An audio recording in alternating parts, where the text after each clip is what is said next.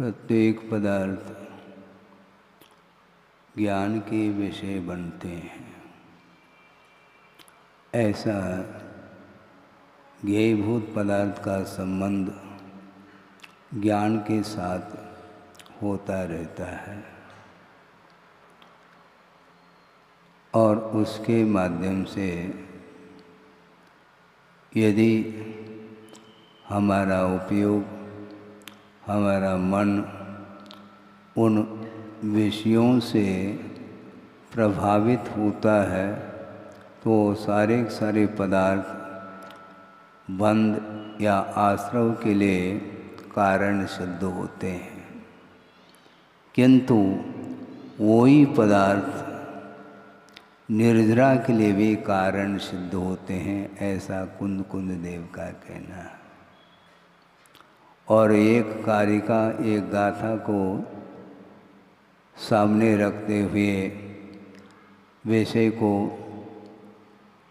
रखना चाहूँगा, क्योंकि मैं बार बार इस विषय को रखता हूँ और उसके साथ यह भी कहता रहता हूँ कि कुंद कुंद स्वामी ने गाथा नहीं लिखी। आज ध्यान दें, कुंद कुंद स्वामी ने गाथा नहीं लिखी, ग्रंथ लिखा है, इसको ध्यान में रखना। क्योंकि समयसार जैसे जो अध्यात्मनिष्ठ ग्रंथ हैं, उस ग्रंथ का स्वाध्याय करते हुए भी कुछ ऐसे स्वाध्यायशील बंधु भी समाज में रहते हैं, किंतु उनकी दृष्टि कुंद कुंद की ओर नहीं जा पाती है। आपको विकल्प हो सकता है, ये महाराज आप क्या कहने जा रहे हैं। मैं ठीक कह रहा हूँ, क्योंकि कुंद कुंद स्वामी ने गाथा लिखी है। उस गाथा की जो वृत्ति है, जो व्याख्यान या टीका लिखी है, वह उत्तरवर्ती आचार्यों ने बहुत बड़ी कृपा की है। गाथा में जो विषय आता है वह बहुत व्यापक अर्थ को लेकर के होता है। उसकी व्यापकता तक पहुंचने के लिए बिना टीकाकारों की कृपा के हम कुंद कुंद के हृदय को नहीं समझ पाते।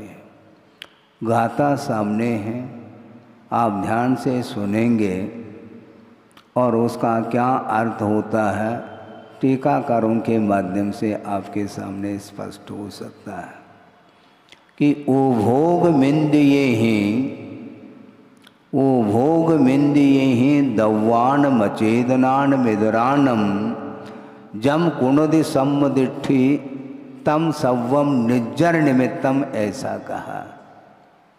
क्या कहा? ओ भोगम, उपभोग करता है कौन?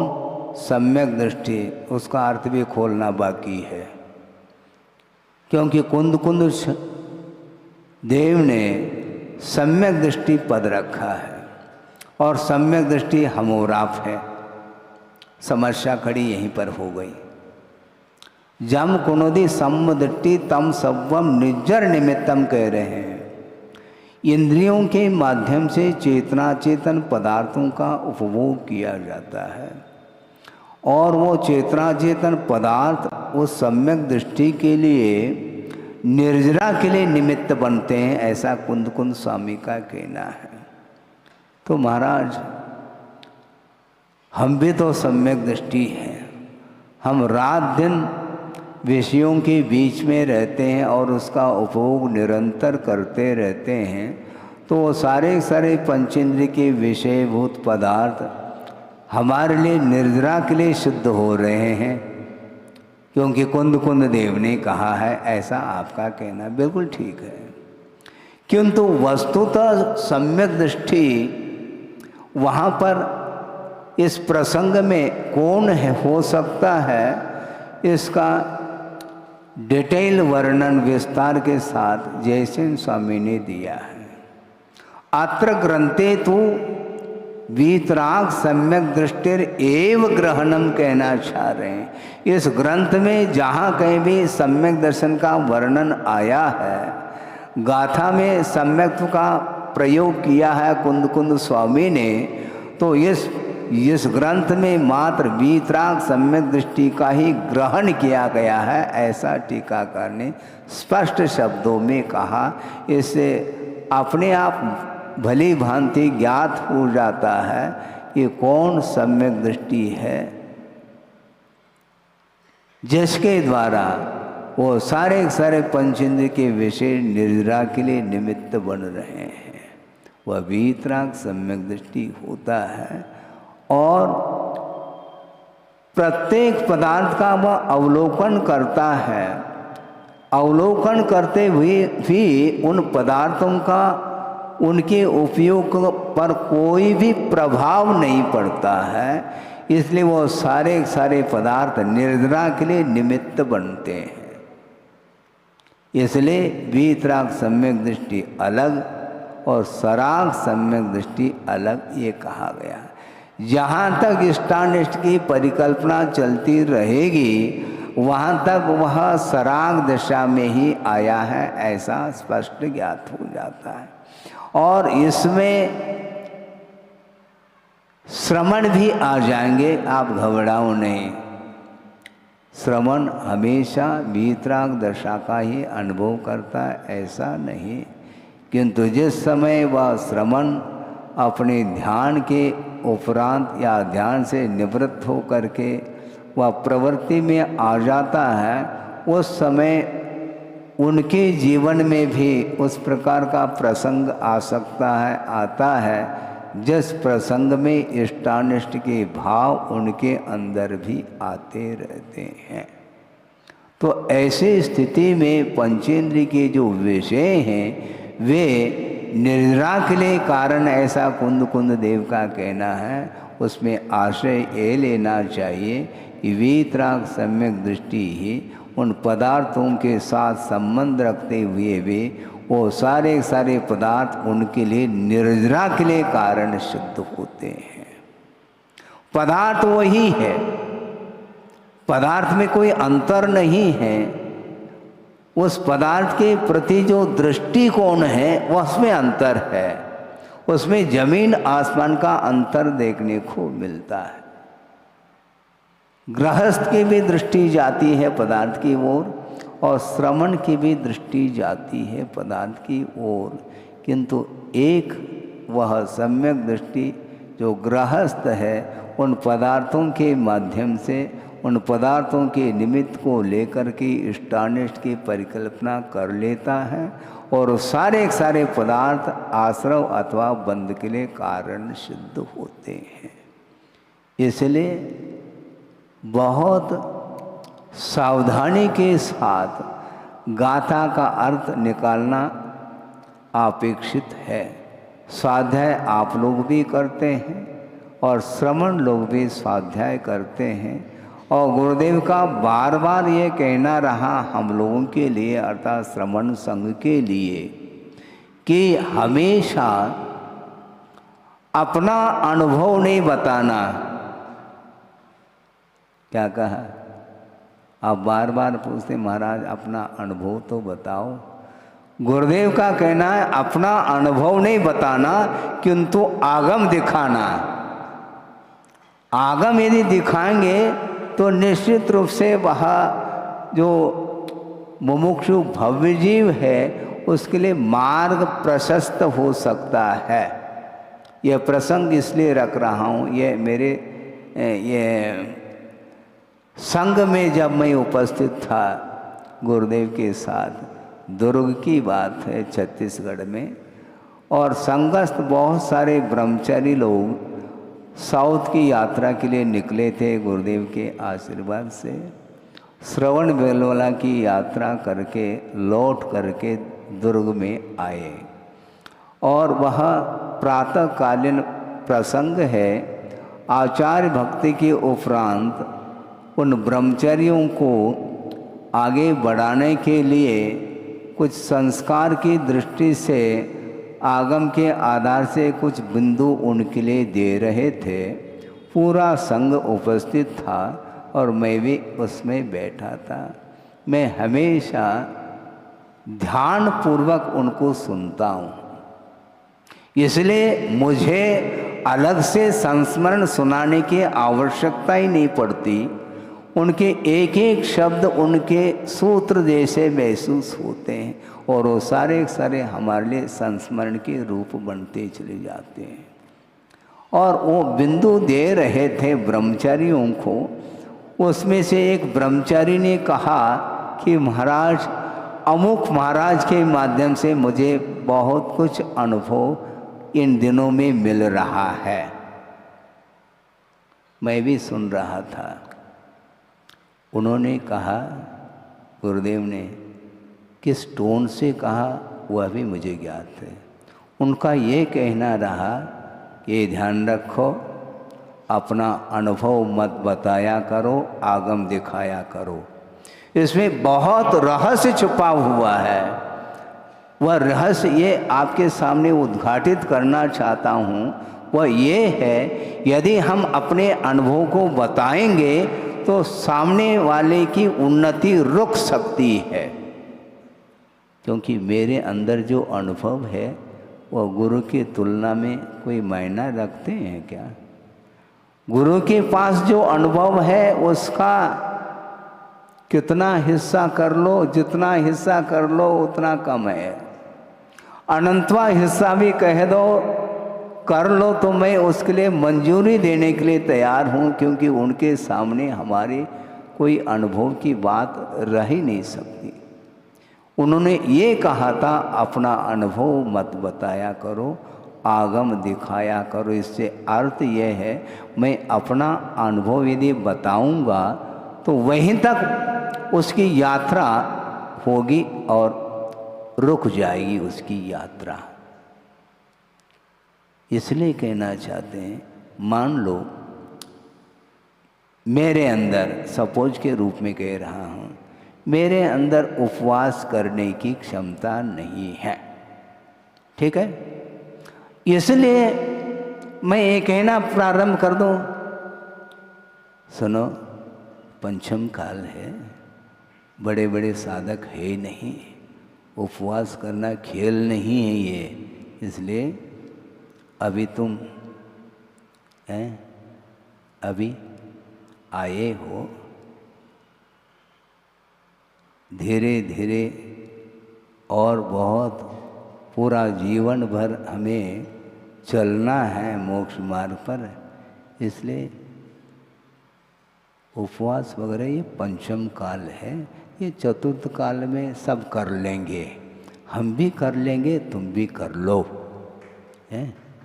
ताली मत बजाओ, ताली बजाने का विषय नहीं है ये, कम से कम सोच विचार करके तो ताली बजाओ। इस प्रकार मैं कह दूं, मान लो उसकी क्षमता 2-2, 3-3 उपवास करने की है, तो मेरे माध्यम से उसकी साधना रुक जाएगी। ये दृष्टि किसकी रही? गुरुदेव की रही है। इसलिए उनका ये कहना है, आगम अपने अनुभव मत बताओ, आगम दिखाओ। इसलिए तब से हमने सोचा, वो किसी व्यक्ति को लेकर के उन्होंने नहीं कहा था, मैं जानता हूँ, और मेरा कोई अनुभव, जिस ब्रह्मचारी ने कहा था कि अमुक महाराज के द्वारा मुझे अनुभव मिला है, उसमें मेरा कोई रोल नहीं था।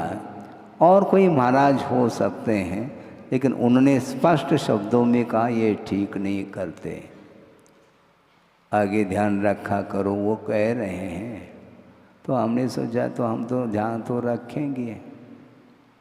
हमारे लिए जिज्ञासा का समाधान ऑटोमेटिक हो जाता है, जिज्ञासा रखने की आवश्यकता ही नहीं पड़ती मुझे, क्योंकि इतना पुण्य तो रहता है गुरुदेव के चरणों में अपने आप वह प्रसंग जुड़ता चला जाता और उसके माध्यम से हम वो सारा विषय को हम आत्मसात करने के लिए ही हम बैठे रहते हैं। वो बोले तो कम से कम क्या बोलते हैं देखेंगे। तो इस प्रकार उनके एक एक जो शब्द हैं वो अपने आप में अनुकरणीय हैं, ऐसा मैं महसूस कर रहा हूँ। क्योंकि गुरु वैनम कहा है और मैं गुरु तो हूँ नहीं, जो मुझे मेरे अंदर वह अनुभव आ जाए और मैं आपको बता दूँ। क्या ये भी लिख रहे हैं क्या? समस्या हमारे सामने है। वस्तुतः जो निरंतर साधना में रत रहते हैं, जिन्होंने पूरे जीवन पर्यंत संघ का निर्माण करके शिष्यों के प्रति अनुग्रह करते हुए उनका संग्रह किया है, और उनके सामने मेरा क्या अनुभव मायना रखता है? नहीं रख सकता। इसलिए मार्ग प्रशस्त बना रहे, इसलिए हम ज़्यादातर मौन ही रहते थे और मौन के माध्यम से ही साधना में विकास हो जाता है। बोलने से साधना में कमी आ सकती है कथनचित, नहीं तो आप शब्द पकड़ोगे तो गुरुदेव तो बोलते थे, उनके साधना में कमी है क्या? उनका बोलना अलग है, क्योंकि उनमें बोलने की साधना है। और उनका ये कहना था कि मौन साधना तो बहुत सरल हो सकता है, कठिनाई नहीं, किंतु बोलने में कठिनाई जाती है। उनका ये कहना था कि निश्चय बहुत सरल है, क्योंकि गुप्ती में लीन होना है, किसी के साथ कोई संबंध नहीं रखना है, किंतु व्यवहार निश्चय से भी कठिन समझ में आता है, क्योंकि व्यवहार में सबके साथ संबंध रखते हुए भी अपने आप के बचाव के साथ और दूसरे के हित को एकमात्र उद्देश्य में रख करके उनके साथ वार्ता आदि की जाती है।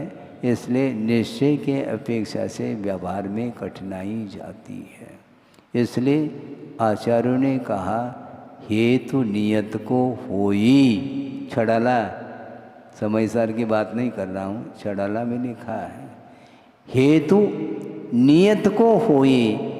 व्यवहार जो है नियत अर्थात निश्चय के लिए हेतुभूत होता है, लेकिन वही व्यवहार निश्चय के लिए हेतुभूत होता है जो समीचीन व्यवहार यदि हो तब की बात है। यदि व्यवहार में आते हुए भी यदि समीचीन व्यवहार नहीं है तो वह व्यवहाराभास की कोटि में आता है। इसलिए व्यवहार करो, व्यवहार की भूमिका में आओ, कोई बाधा नहीं, किंतु उसमें स्वयं का भी हित निहित होना चाहिए और दूसरे का भी हित होना चाहिए। इस उद्देश्य को लेकर के यदि तुम बोलते हो तो वो आपके लिए गुणकारी है, वरदान सिद्ध होता है, क्योंकि बोलने से प्रभावना होती है, एक मानसिकता है?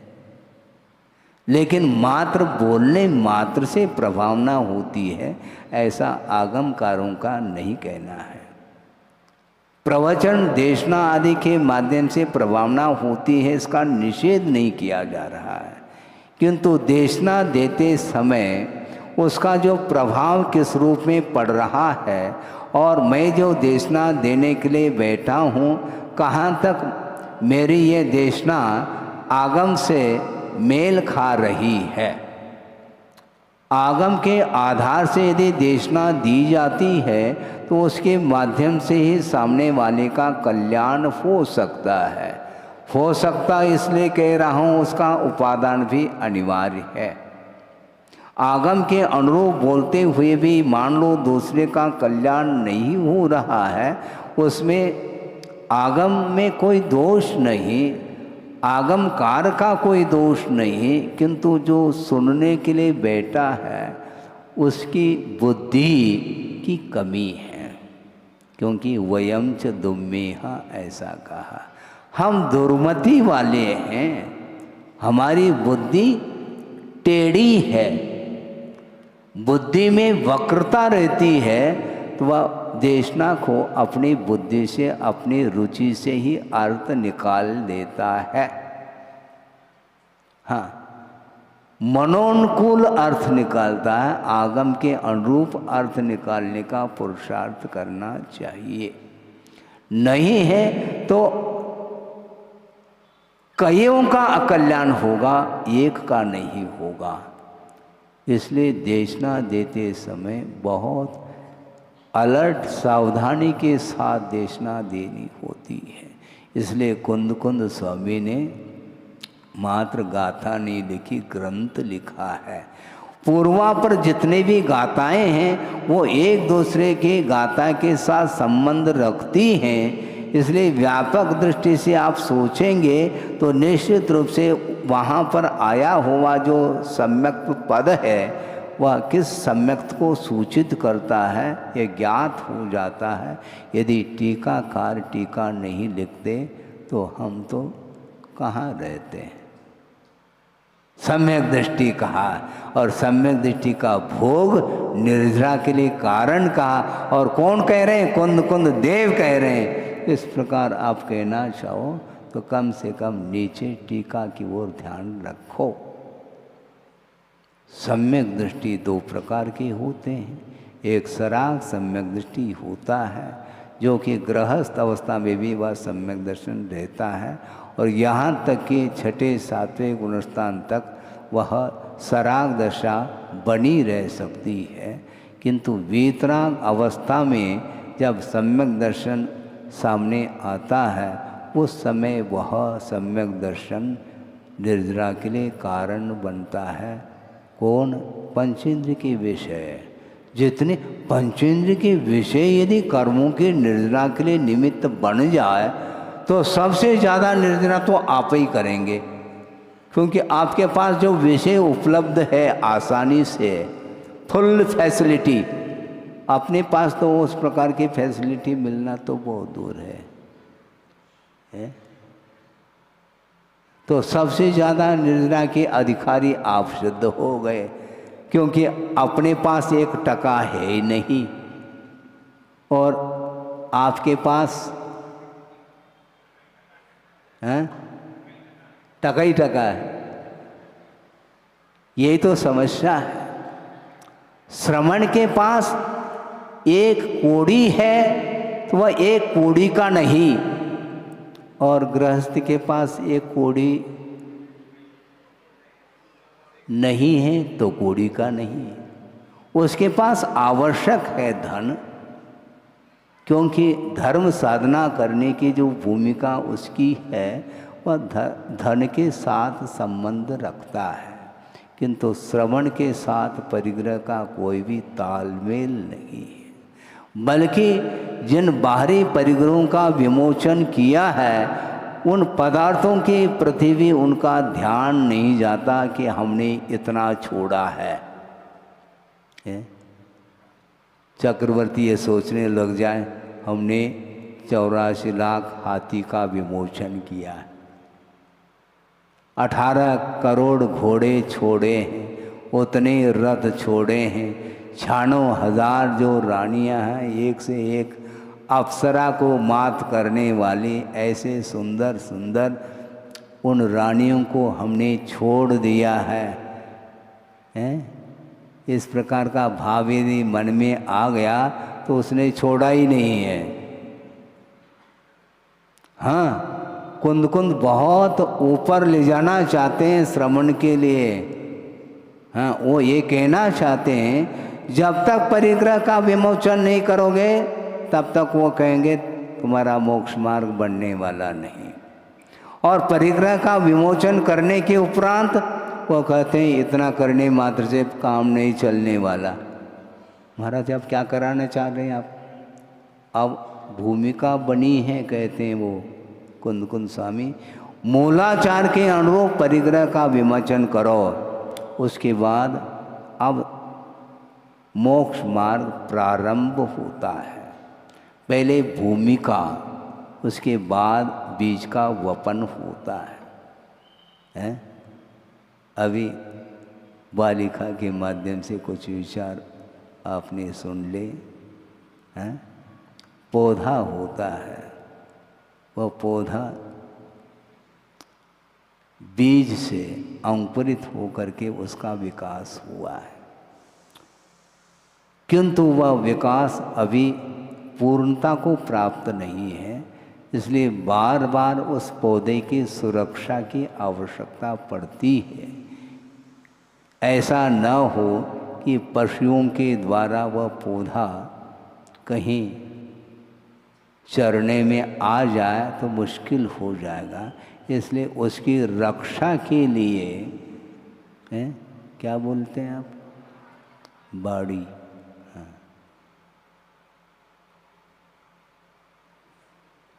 फसल हो तो बाड़ी, नहीं है तो बाड़ी की आवश्यकता नहीं है। बीज बोया है तो उसकी सुरक्षा के लिए चारों ओर बाड़ी, और वह फसल समय पर आती है और उसके लिए यथा योग्य खाद, पानी, हवा आदि की आवश्यकता पड़ती है, तब कहीं जाकर के वह आगे उसका विकास होता है।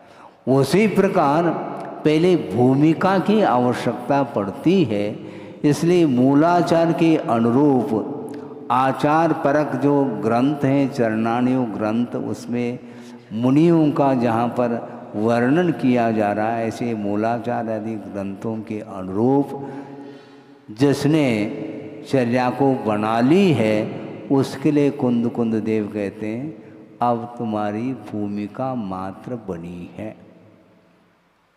अब प्रारंभ होगा। जब तक परिग्रह का विमोचन नहीं तब तक बात नहीं करेंगे, और छोड़ने के उपरांत ये कहेंगे तुमने छोड़ा क्या है, क्योंकि तुम्हारी वस्तु ही नहीं है वो जो तुम छोड़ सको, क्योंकि पराई वस्तु अपनी हो सकती है क्या? तो ये सब पराई तो है। जिसको जोड़ा है, जिसके साथ संबंध जोड़ा है, वह पराये के साथ ही संबंध जोड़ा है इसने। अपने आत्मा के साथ संबंध जोड़ा कहाँ? अपने आत्मा के साथ यदि संबंध जोड़ता तो निज घर आ जाता, किंतु जोड़ा नहीं है। हमेशा पर वस्तु के साथ संबंध रखने का भाव हमेशा बना रहता है, उसकी ये आदत है। इसलिए आचार्य कहते हैं अभी तुमने कुछ छोड़ा नहीं है। हाँ, वस्तु तो छोड़ने का समय अब आ गया है कि जो भी छोड़ा है उसको विस्मृत कर देना चाहिए, तब तो मैं मानूंगा कि तुमने छोड़ा है।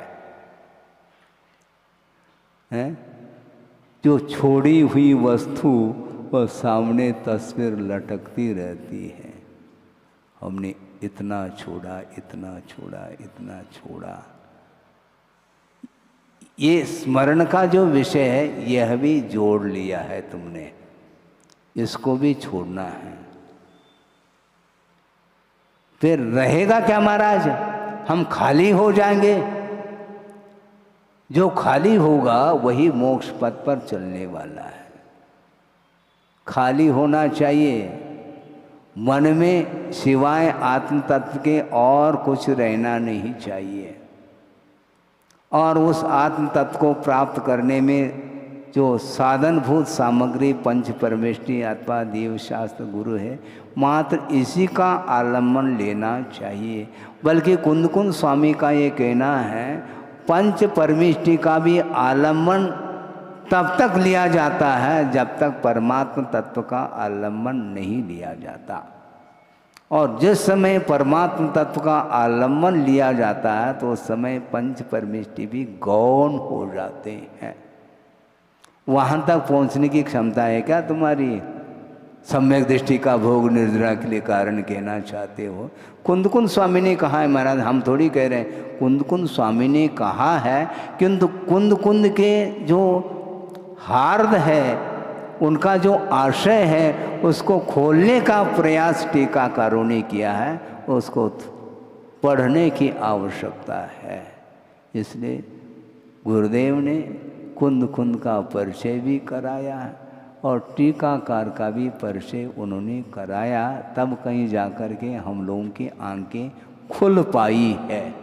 इसलिए उनका बार बार कहना था, श्रवण संघ के लिए स्वाध्याय यदि करना चाहो तो आचार्य प्रणीत यानी आर्ष वाणी का ही स्वाध्याय करना चाहिए। भले ही वह संस्कृत में हो अथवा प्राकृत में वह साहित्य क्यों न हो, सीखना चाहिए और उनके आशय तक अपने आप को पहुंचाने का प्रयास करना चाहिए। नहीं है तो पंचेंद्र के विषय यदि निर्जरा के लिए कारण सिद्ध हो जाएंगे तो आश्रव और बंध के लिए कारण कौन सिद्ध होगा? है? फिर आश्रव और बंध होना ही नहीं चाहिए, क्योंकि पंचेंद्र के विषयों से निर्जरा होने लगी, संवर होने लगा, तो बंध और आश्रव किसके द्वारा होगा? इसलिए आचार्य कहते हैं वस्तुतः वीतराग जो भाव है उन्हीं भावों के द्वारा संवर और निर्जरा विशेष रूप से होती है, क्योंकि वहाँ पर पदार्थ का समागम होने के बाद भी उस ज्ञेय पदार्थ के साथ उपयोग है, इसके उपरांत भी उससे प्रभावित नहीं है वो।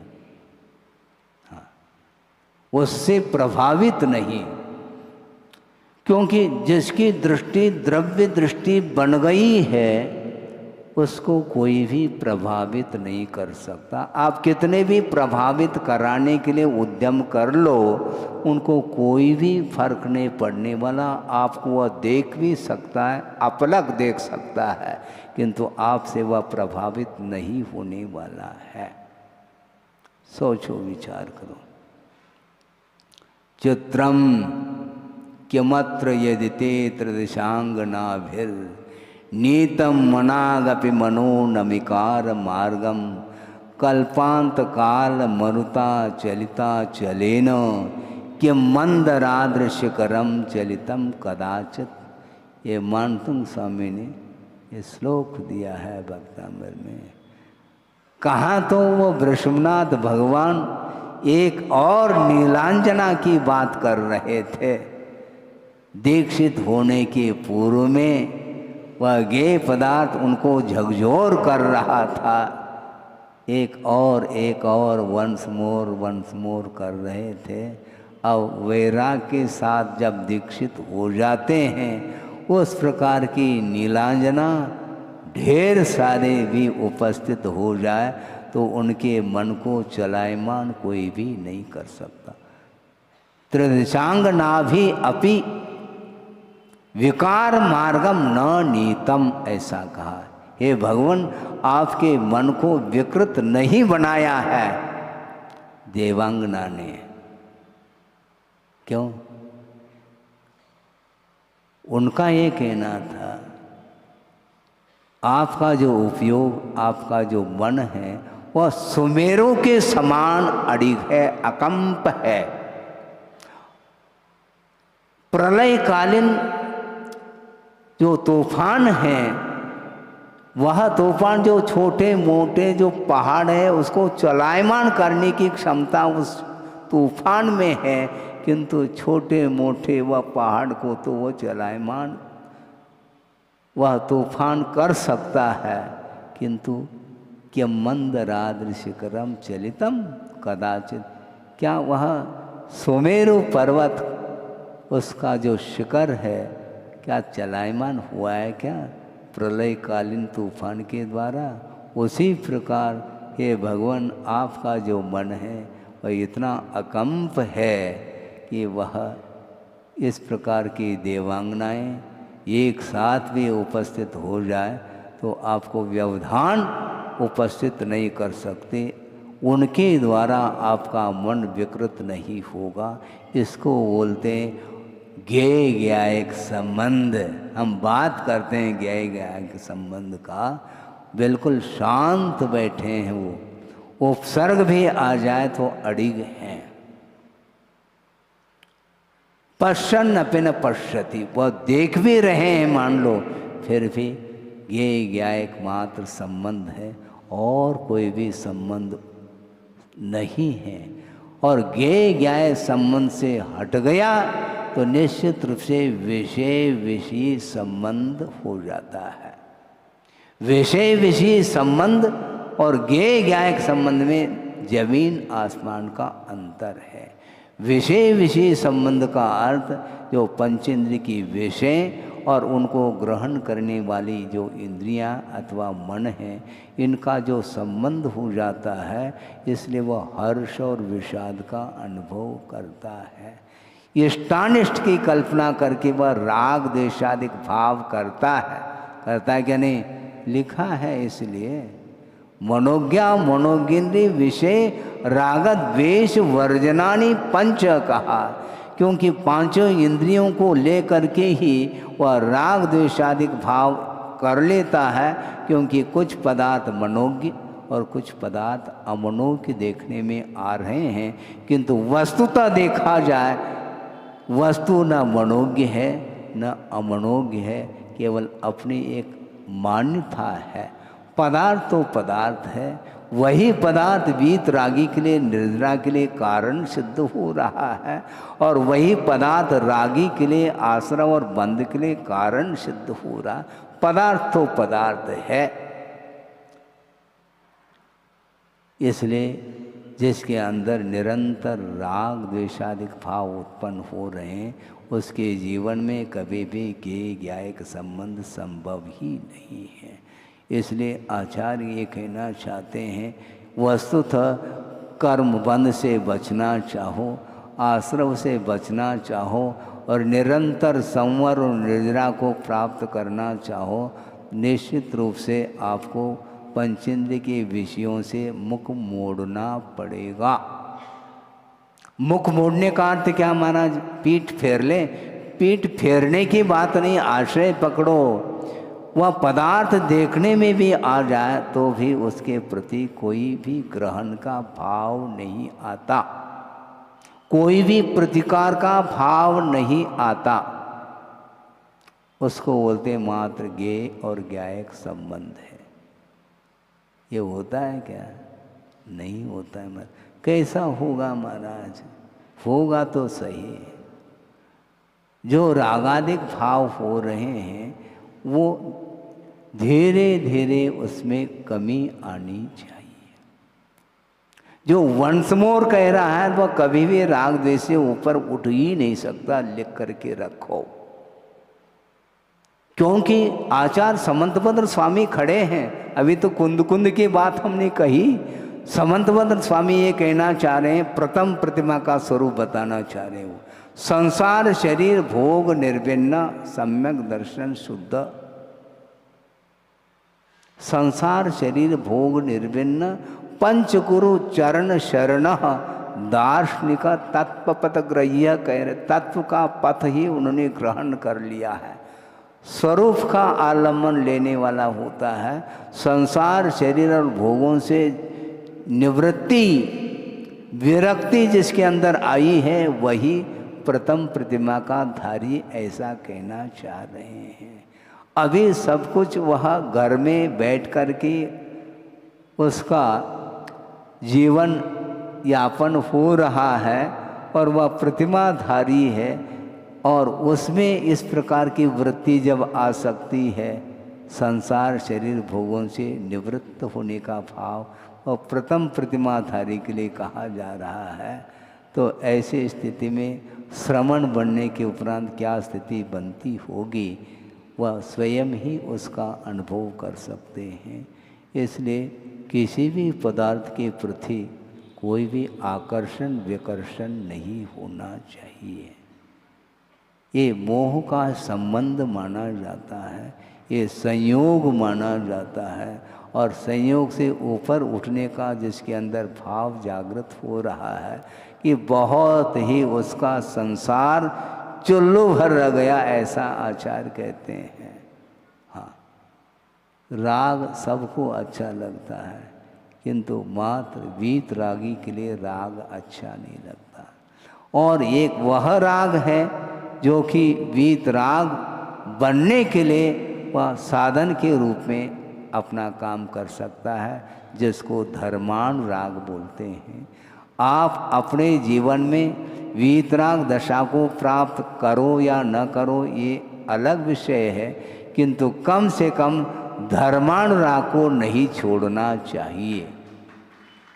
हाँ, धर्म के प्रति लगाव जितना घनिष्ठ संबंध होगा धर्म के प्रति, उतना ही वह मोक्ष मार्ग में आगे बढ़ सकता है, बढ़ता है। इसलिए हम ज़्यादा नहीं कहना चाहते हैं कि वस्तुतः पदार्थ एक ही है, किंतु अंदर यदि राग पल रहा है तो वह पदार्थ आपके बंध के लिए कारण सिद्ध होता है, और पदार्थ के प्रति कोई भी हमारा अटैचमेंट नहीं है तो वही पदार्थ कर्मों की निर्जरा करने के लिए कारण सिद्ध होता है।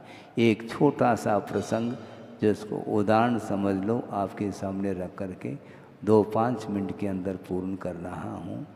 एक मुनि महाराज हैं और वह तत्व चिंतन कर रहे हैं, ध्यान में लीन नहीं है, किंतु तत्व चिंतन की ओर उनकी दृष्टि जा रही है। और सड़क के बाजू में उनकी दृष्टि जाती है, एक दृश्य देखने को मिला और उसको लेकर के वह चिंतन कर रहे हैं। वह दृश्य कौन सा होगा महाराज, स्पष्ट तो करो। वह दृश्य था एक युवती जिसका अवसान हुआ था और वह सड़क के किनारे उसको रखा गया था, और उस ओर श्रवण की दृष्टि जाती है। वो सोचते हैं कि देखो ये भी कौन सा कर्म का योग है, इतना सुंदर शरीर है, यदि अवसान नहीं होता तो ये आर्यिका बन सकती थी और प्रभावना कर सकती थी, किंतु इसके भाग्य में नहीं रहा। इस प्रकार वो चिंतन कर रहे हैं। और एक श्वान है, वह सोच रहा है यहाँ एकांत हमें मिल जाए, इसका मैं भक्षण कर लूँ ये। और एक व्यक्ति वह है जिसके अंदर वासना जागृत हुई है, वह सोचता है यदि अवसान होने के पूर्व में यदि इसको देख लेता तो इसके साथ मेरा संबंध हो जाता। सोच रहे हैं आप, एक ही पदार्थ है, वह पदार्थ श्रवण के लिए तो क्या पाठ दे रही है वह वस्तु, सोचो विचार करो। इसको बोलते हैं वस्तु स्वरूप की ओर दृष्टि। पदार्थ एक ही है, किंतु सोच रहे हैं श्रवण कि देखो इसको पर्याय मिली, मनुष्य पर्याय मिली, किंतु युवा अवस्था में ही इसका मरण हो गया, धर्म से वंचित रही है, पता नहीं किस पर्याय को प्राप्त की है, क्या होगा उसका। और पुनः मनुष्य पर्याय मिलना बहुत दुर्लभ है, किंतु कर्म का उदय है, किसी को छोड़ता नहीं। इस प्रकार वह कर्म का चिंतन कर रहे हैं, और वह जिसके अंदर वासना जागृत हुई है, वह वासना की राग की बात करता है। उसकी दृष्टि राग पूर्ण दृष्टि है, विराग दृष्टि नहीं है। और वह श्वान, उसके अंदर भी वह भूख सता रही है, वह भक्षण की बात करता है। इसलिए एक ही पदार्थ और 3 व्यक्तियों के लिए अलग अलग विचार उत्पन्न होने में वह एक ही पदार्थ कारण पड़ रही है, निमित्त के रूप में उपस्थित है।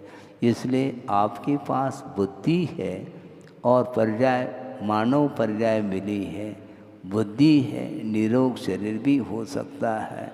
और उस बुद्धि का उपयोग यदि करते हैं, हमेशा वस्तुतः ये नश्वर शरीर है, संसार अनित्य है, नित्य नहीं है। अनंत बार इन विषयों का, इन वस्तुओं का समागम किया है, इसके उपरांत भी तृप्ति का अनुभव नहीं हो सकता।